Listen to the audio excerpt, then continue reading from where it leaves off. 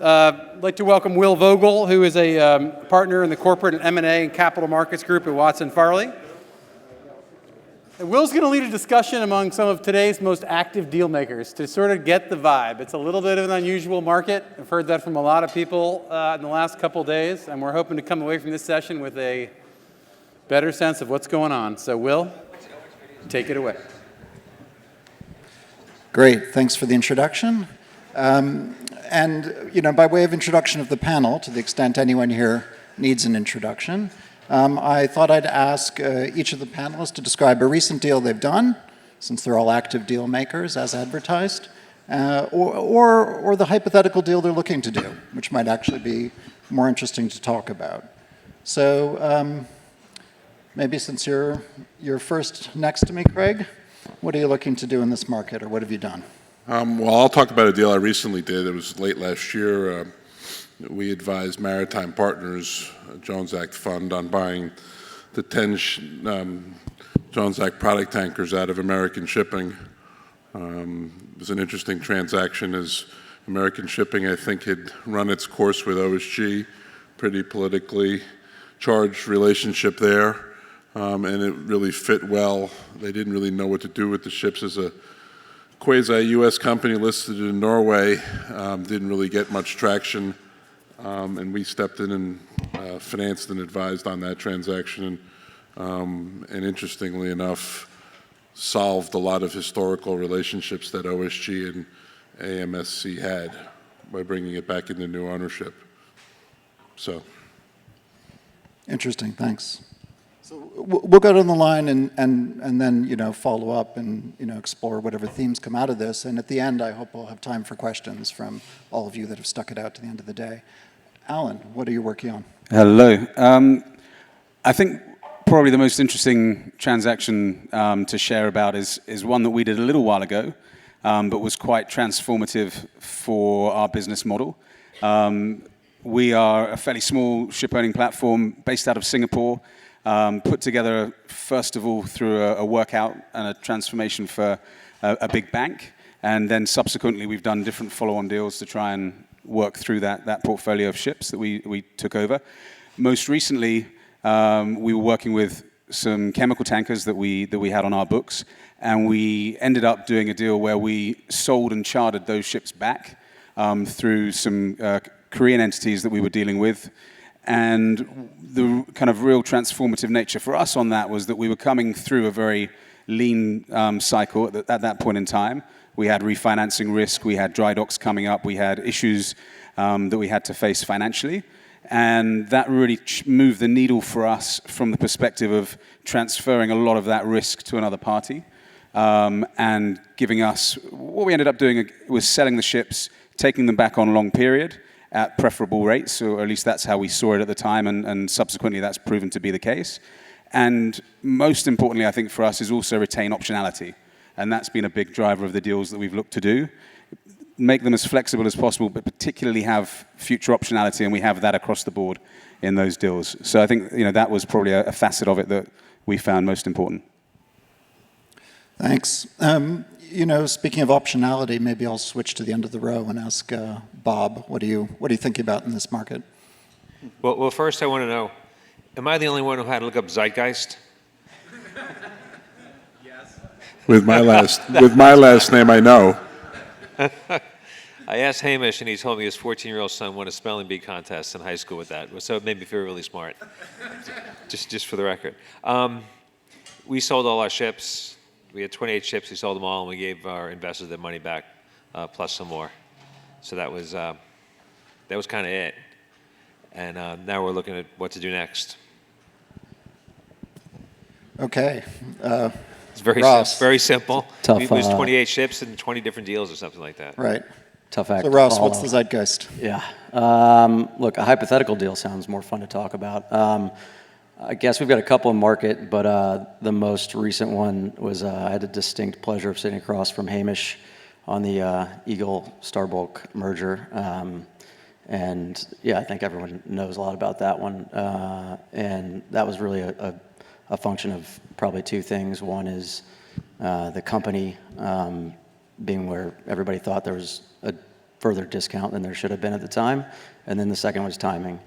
But obviously, I'd love to hear more from Hamish about how it's gone post-integration. Please go ahead, Hamish. Yeah, so I guess we closed the merger with Eagle Bulk Shipping on April 9th, and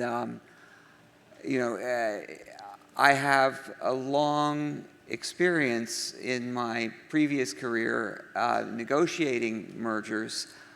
I have not had a long career integrating merged companies, which is an entirely different matter and much harder. I think we were very open with everybody at Eagle, to basically let them know that this was the first serious company with people and operations that were important and high quality and had to be preserved that we had ever done, and that we didn't really know what we were doing. And therefore, we were going to be very thorough and slow and try not to break anything. And I think we have succeeded in not breaking anything so far, at least anything very big. But what became obvious to me is that one of the most important things for most deals, for most people doing deals, and certainly for me, is luck.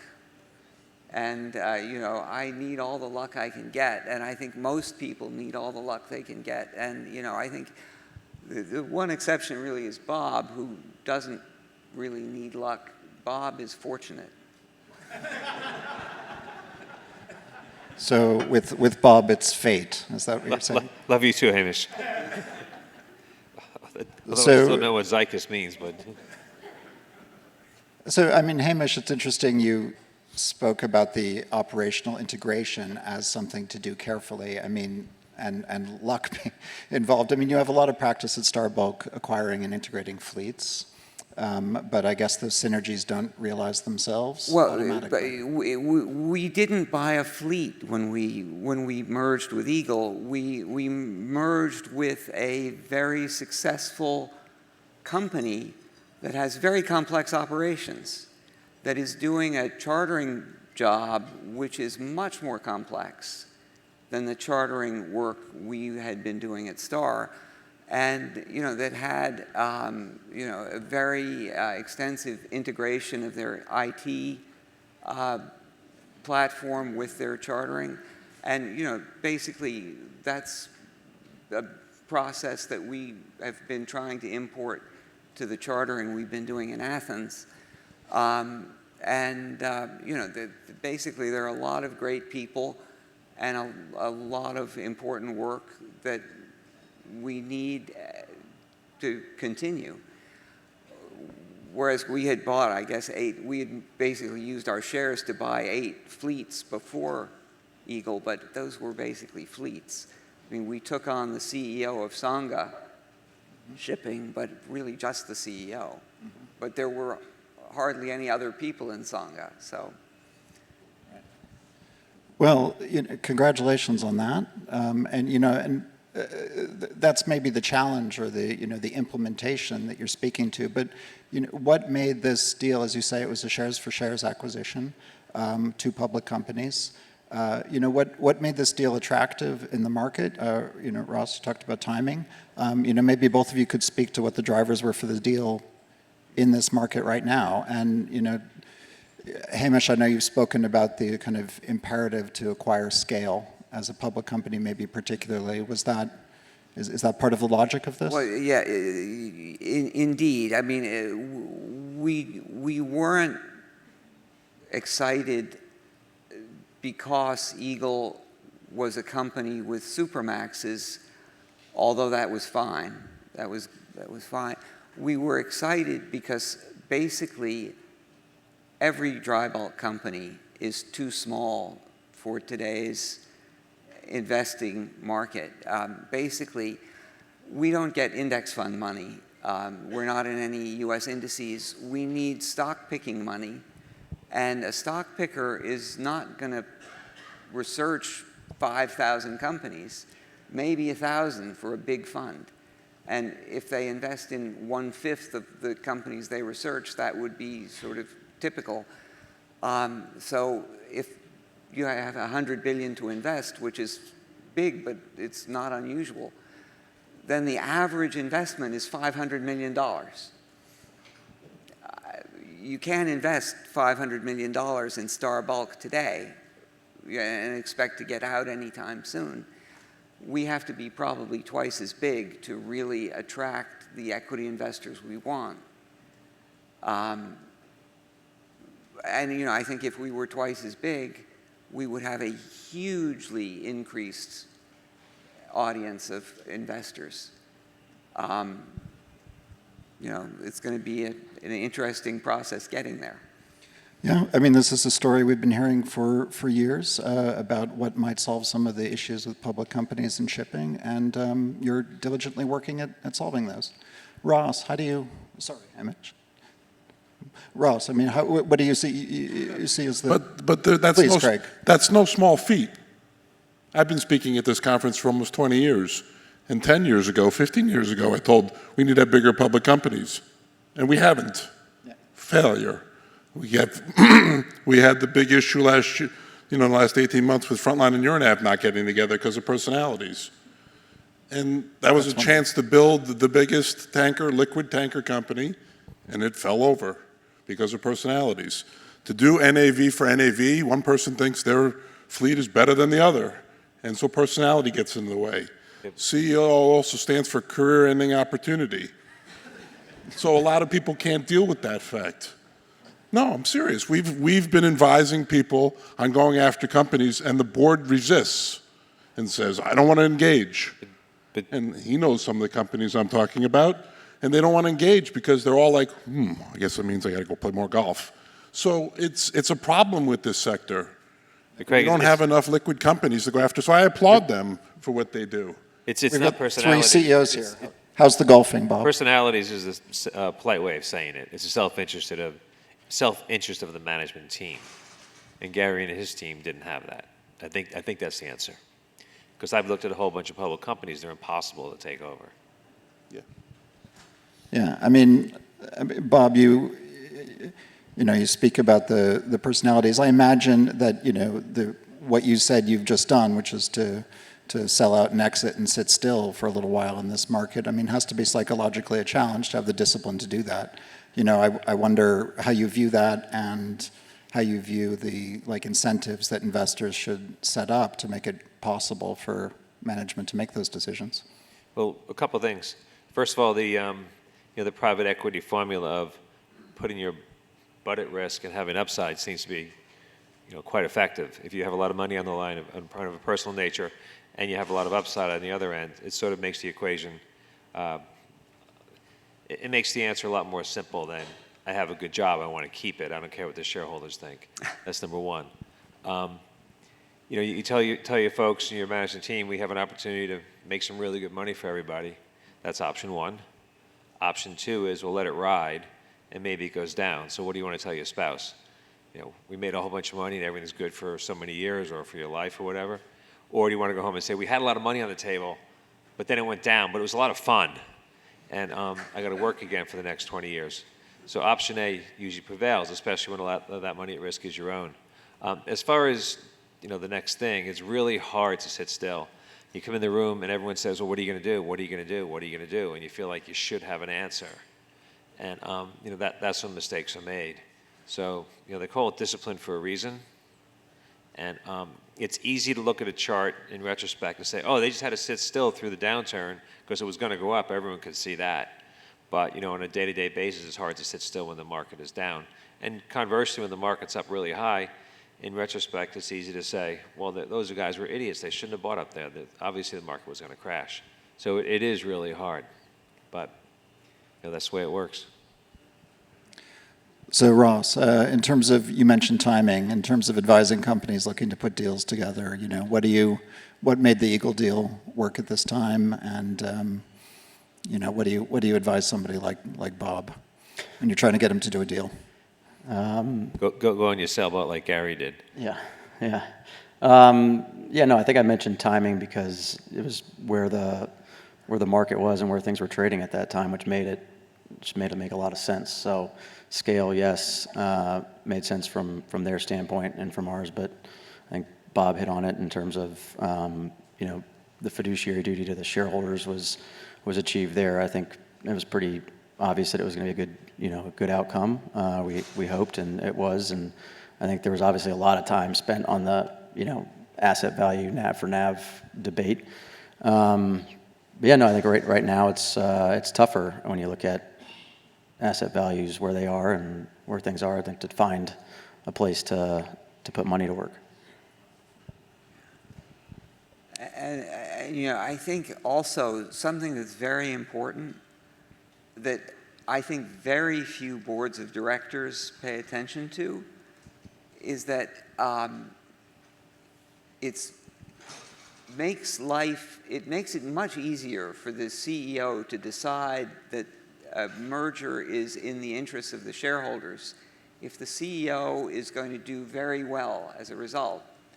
And sometimes boards are penny wise and pound foolish in not providing enough of an incentive for the top management to do a transaction that may result in the top management going golfing. But the shareholders would actually be much better off if the top management got a much bigger package on exit. I just put that out for people to think about. Okay, noted. So, Alan, as a CEO, I don't have any views on how. This gets to a question I asked Bob, which is about the structuring the incentives to allow management to make good decisions about exiting investments. On the private side, it's perhaps slightly different, but would you like to speak to that? Or I was going to ask you about the availability of financing. You've been creative with what you've been able to do to get a deal done. Sure. Excuse me. I've sat on both sides of the fence. I've been the CEO of a listed company in Singapore, which wasn't at that point looking for an exit. I'm also currently on the board of Grindrod Shipping, which is now looking at an exit and being finally, it looks like that takeover will happen with TMI. And so obviously through those different processes and sitting on different sides of those fences, it's been quite interesting. And I think certainly there are incentives in place for exiting teams for transactions to happen. And I think, as you said, Hamish, I think that's very important because I think what goals need to be aligned between shareholders and management in lots of different ways, not least on exit, if that's the case, if that improves shareholder returns. And so to bring back to what we do day to day and from a private perspective, we're less concerned about that. And it's easier for us to sit on our hands to the extent that that's what probably pays dividends for us at this point in time. Because, as Bob said, it'd be very easy to deploy capital and it'd be very easy to lose a lot of money. But I think, at least my impression is, it's much more common in the U.S. to have large incentives for management to sell and merge. And it's more socially acceptable for the management team to walk away with a lot of money than it is in, say, Northern Europe. So that's structurally easier. And the second thing, I think in our industry, there are a lot of cases where the public company owns the assets and they have other companies they own privately that get fees. So they have the whole mechanism of these other conflicts of interest. Because I think it's fairly clear takeovers were more common than shipping companies would more commonly trade at NAV or above, where historically they usually trade at a steep discount and you can't approach them. You do the math, the guy's going to resist. And it'll price up or it won't price up. It just doesn't make any sense. Right. That gets to a question I was going to ask about in the current environment, the question of return of capital. And I guess this is sort of a general question about capital allocation, but it raises some interesting issues. It's a way of doing nothing in this market, or perhaps the view is that for some of the public companies, the cheapest shipping assets available are your own shares. Bob, obviously you've just returned a lot of capital to your equity investors. maybe Craig and Ross, to start off, what do you think, Craig, about the question of returning capital now versus investing in new assets or deleveraging? You very rarely see companies complain about price to net asset value and trading below NAV. You never see ship owners sell a couple ships and return the difference to their shareholders, or use it to buy back and close the arbitrage. Have we seen something like that in the last 10 years? Should be, if they're preaching that they're trading below NAV, they should do that all day long, right? But they don't. And so sometimes people fall in love with their assets too, and they don't take the clinical decision to back up the saying, and the other problem is you get viewed critically in the capital markets if you're trading below NAV and you go out and issue shares. Then your investors, or your existing shareholders, go, well, wait a second. You're screwing me. You're diluting my position. And so those gaps have to close to get taken seriously. But the point Hamish made before about liquidity and shipping is a big problem. We just don't, the chase in and out of 100 and 150 million position, Starbucks one of the bigger companies, but if you pick some of the other ones, to get an attention from an institutional investor to put 100 million into a name, which is not that much, you chase your tail in and out of the stock. It's not liquid. And look how long it took Oaktree to get out of Torn. A very good company, but it took them a while. And so that's the gap that has to be filled. So, Hamish, you were mentioned, and on this point of returning capital, you're doing something interesting, which is, you've repurchased shares from Oaktree, but also in the open market. At the same time, you have an ATM program up, sort of sizable. This gives you some flexibility, but I was curious how you think about this mechanism. Yeah, well, I guess Craig is probably rused the day he agreed to do this ATM with us. It was like 3 years ago. We've sold like $30 million worth of shares. I mean, we have taken... With all the right intentions. Yeah, we have taken the opportunity to sell shares when it made sense, and we used all that money to buy shares back cheaper. So, I mean, it sort of, money came in, few shares went out, money went out, more shares came back in. But I mean, we did buy $400 million worth of shares this past fall at prices that are well below today's market value, so that's helped the shareholders. I think some people were wondering why we paid $1 over market, but it's because Oaktree didn't want to sell. We approached them and persuaded them, that they wanted to do this, and they took $1 out. But I mean, that was well below NAV and well below, as I say, where the shares are trading today. And there was probably a price to get that many shares back at once. Indeed. Yeah, I mean, it was 20 million shares. So, as a capital markets practitioner, transactional lawyer, there's something interesting going on that you've been talking around about. There's increased interest in the public capital markets. There's been more interest in New York, in particular, in people adding dual listings. At the same time, there's been in the last year and a half, a large number of take privates. So maybe we have fewer larger public companies, and maybe that's a good thing. There's also been somewhat more institutional interest, I think, and some more significant interest in follow-ons.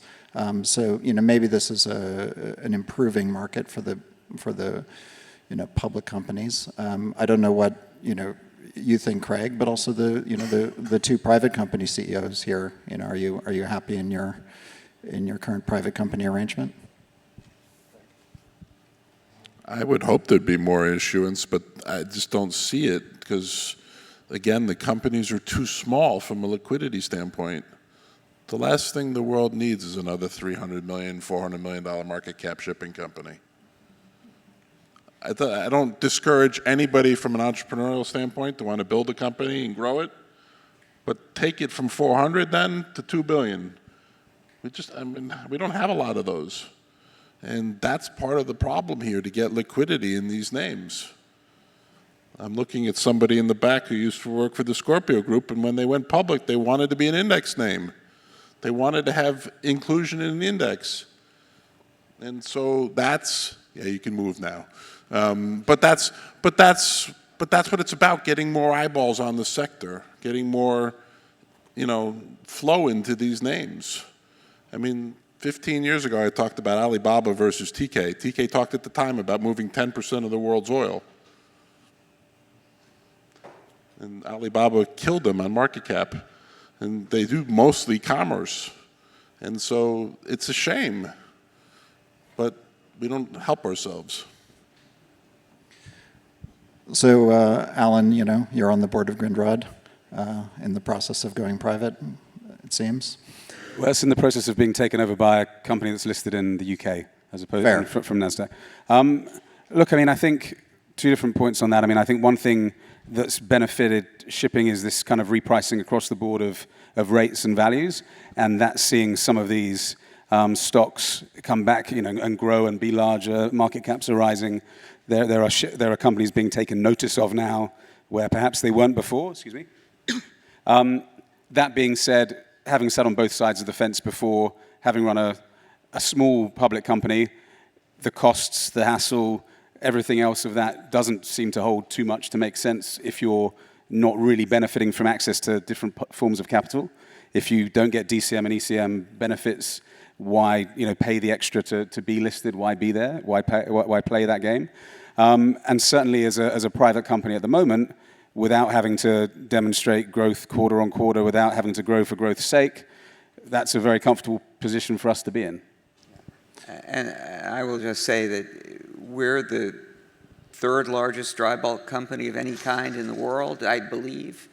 We're the largest listed dry bulk company in the world, and we have 2% of the fleet. Yeah. Wow. Bob? Because there are no barriers to entry. Yeah. That's the answer. So, and you have to pedal really hard to just maintain the size of your fleet. You have to grow 5% a year just to stay where you are. So if you want to increase 5%, you got to grow 10% a year, which is a lot of acquisitions. Ross, are you seeing the market this way when you're talking to companies about whether to stay private, grow in size, go public? What do you hear? What are you thinking? Yeah, it's tough. I think everything that Bob and Hamish and Craig and Alan have said is kind of the same points, right? It's difficult from a liquidity standpoint. I think that's just a fact of life in the shipping markets right now. I think you saw it's very difficult to do a take private sometimes, but we saw a lot of take privates in niche spaces like car carriers and Jones Act, which were interesting, I think, and there was a value dislocation there, why it made sense. But yeah, no, I think it's mostly the same reactions, but people trying to find different ways to either get liquidity or have access to different sectors in the market. So, and the world only we all know that we're price takers in this industry. Some of my friends ask me who are outside the industry. I have a couple who said, "How come you're friends with all your competitors?" I said, "Because we're price takers." I don't compete against anybody else. We take the same market risk and the same market rewards. So if I'm a institutional investor or a stock market investor, it doesn't matter if there's 1-star bulk or 6-star bulks. So there's no incentive for someone else to be a new star bulk because I have exposure into the dry bulk market. You can break those segments into different public companies, but there's a limited number of public companies on the dry side or the wet side that need to be public. So there's no incentive for me to go public or someone else with a small market cap and suffer those inefficiencies, and it's really difficult for me to grow to that size. So to imagine that there are going to be 10 dry companies of so many billions, just like there was 10 real estate companies, is hard to think of. It doesn't make sense to ever get there. Look what MSC is doing with Graham Car Carriers. Great platform in the car carrier business. I applaud what they did. It was an illiquid company listed in an overseas market that didn't have a huge following, and I guarantee the Apontes are going to make that a much bigger platform. They bought a platform on a relatively inexpensive basis, and they're going to make it into a big business. That's what they do. Look, 10 years ago, they were nowhere in the cruise business. Now they're one of the biggest players in the market. So they're taking something that was underappreciated and small, and fast forward 10 years from now, they're going to be one of the biggest players probably in the car carrier business as an add-on to their liner business. By the way, there are a lot of reasons for private companies. Sorry. So if anybody needs to invest in a private company, it's a lot easier. They just come up here and talk to me or Ross or somebody else. But that way, you can direct your own money as opposed to a public company or just a trading platform. I think a lot of public companies get frustrated with the constant treadmill of having to answer to investors, get questioned in these forums, get questioned, and then also face the question of, I love your company, but I can't put enough money into it because I can't get in and out of the stock. And so they get frustrated by that. And then they go, well, it's not what it's marked up to be, so I'll go private. That's what's happening a lot. We love our investors, by the way. So we're just out of time, but I think we'll make time for some questions from the audience, if there are any. And with that, I think this closes out today. Thank you to everybody here.